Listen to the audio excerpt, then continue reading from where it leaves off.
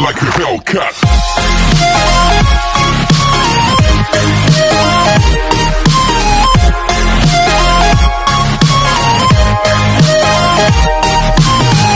What's up, you guys? It's Sir Scrub here, bringing you some more Scrub Tier Yu-Gi-Oh! And in today's video, we're going to be taking a look at my Subterror Guru Control deck profile for the April-March 2020 format. Before we get into today's video, please be sure to leave a like and subscribe, and let me know your thoughts down in the comment section below. And if you do want to see more creative deck profiles from me, please be sure to check out the description with all the different ways you can support the channel, and check out my second channel, the Coalition of Scrubs, where you can see some of my friends. But with all that junk out of the way, let's go ahead and jump both feet into today's video. Starting off with our main boss, I guess, centerpiece of our strategy, 3 copies of Subterror Guru.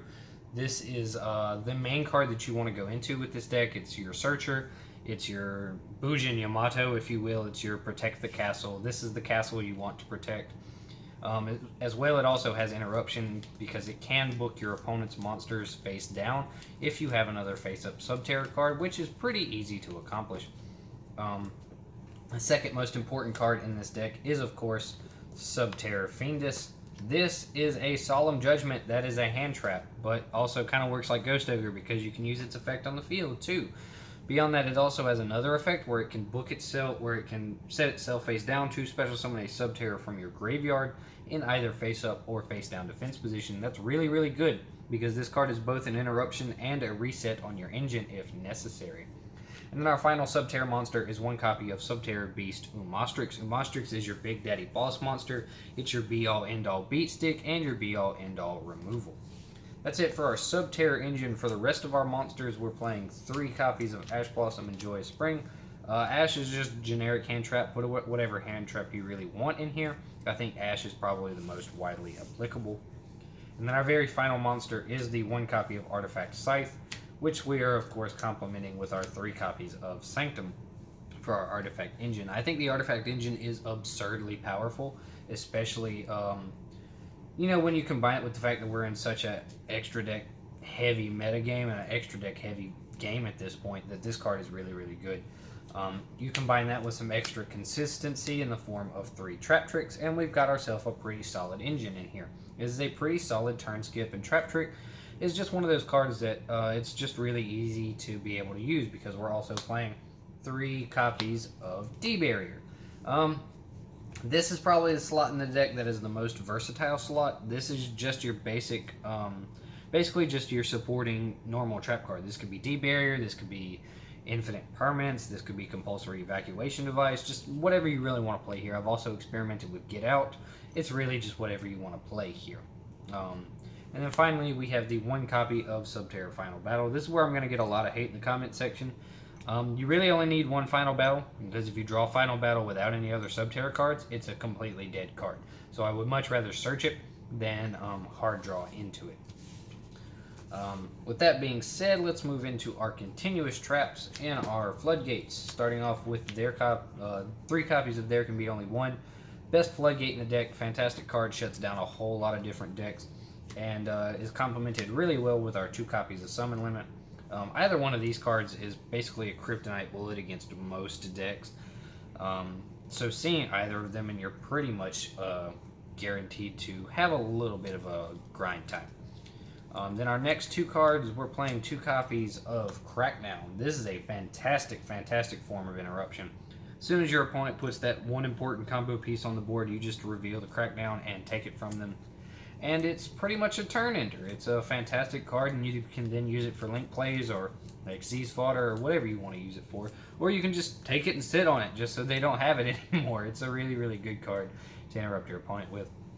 And then, of course, we're playing 2 copies of Judgment. Now, we're only playing Judgment at 2 because we do have Fiendus, so we do have a main deck out to a lot of the blowout cards like Lightning Storm, Twin Twister, stuff like that. So you don't necessarily have to see Judgment like in some of your other back row decks where you basically see Judgment or you lose to those cards. It's not quite as necessary, so that's why we only really need 2. That's it for the trap cards. Now moving into the spell cards, I am going to warn you guys, I do have 1 proxy. I'm waiting on my last Hidden City to come in the mail, but it is what it is. We're playing 4 copies of the Hidden City. This card's fantastic. It's the main centerpiece of the deck. If you have the Hidden City, your whole engine is just a whole lot faster. You combine that with our 3 copies of Pot of Duality, and we've got a pretty good set of consistency here. And I like to support it with 2 copies of Called by the Grave, because we don't like hand traps, and this is also a pretty good disruption as well if you draw it going first and don't need it. And then our final spell card and final main deck card is the 1 copy of Subterror Cave Clash. I've gone back and forth with playing this card at 2, just because if they pop it, you're kind of screwed, but it is what it is. It's kind of like Final Battle in the fact that you don't want to draw it by itself. That's it for the main deck. Now we're going to get into the extra deck, starting off with our fusion monsters. We're starting with our super poly targets of Starving Venom and Predaplant Dragostapelia. These are my 2 generic targets. These are good against just about anything.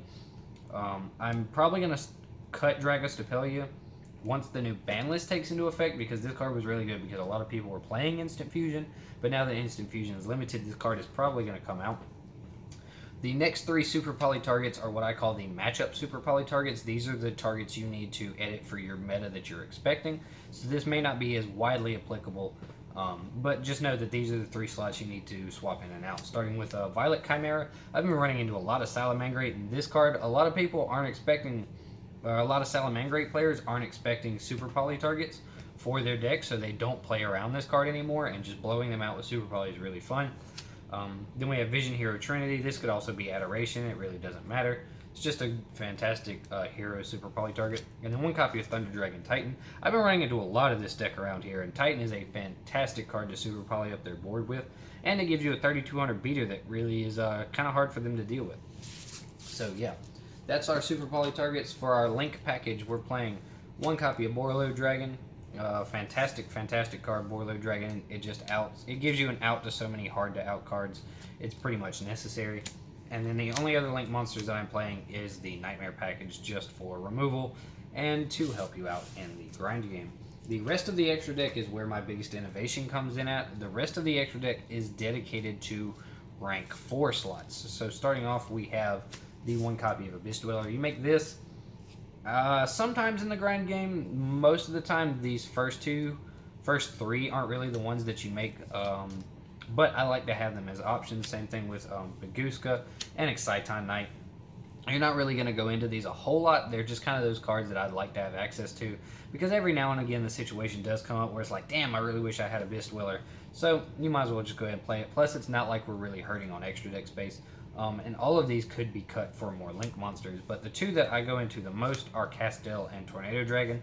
These cards are fantastic, especially in the grind game. If you're in like a low resource game state, Castel or Tornado Dragon can be pretty much game enders. And then also 1 copy of Daigusto Emerald. This card is really cool because it allows you to recycle your hand traps, it allows you to recycle your scythe, it lets you recycle your Subterror engine. It's just a really fantastic card to be able to go into. The whole like rank 4 package is really fun to go into, and it really helps out in the grind game, because that's the only way you're going to be able to make it. And then real fast, I'm going to run down this my side deck suggestions for this deck, just super quick, because I think all of these cards are pretty well self-explanatory. Starting off with Kaijus, we're playing 3 copies of Gamma Seal. Best Kaiju. Also, excuse the mishmash sleeves. Didn't feel like changing the sleeves out. But Kaijus, really fantastic cards. Really fantastic way to break your opponent's board and go second against combo decks, which is what this deck really struggles to do, is to go second at all. Then our hand trap, I'm side decking 3 copies of Crow. Crow is a fantastic hand trap, especially once the rule changes come into effect. This card is just ridiculous. It's bonkers, and it's really good. Then we're playing, of course, 3 Super Poly in the side, 3 Twin Twister. Oof, excuse me, dropping cards here. 3 Twin Twisters to help deal with the other back row decks. These are pretty self-explanatory cards. Then my spicy scrub tier tech for this side deck is 2 copies of Mystic Mine and 1 copy of Mind Control. These cards are really fantastic because not a whole lot of Subterror players are going to be side decking these cards.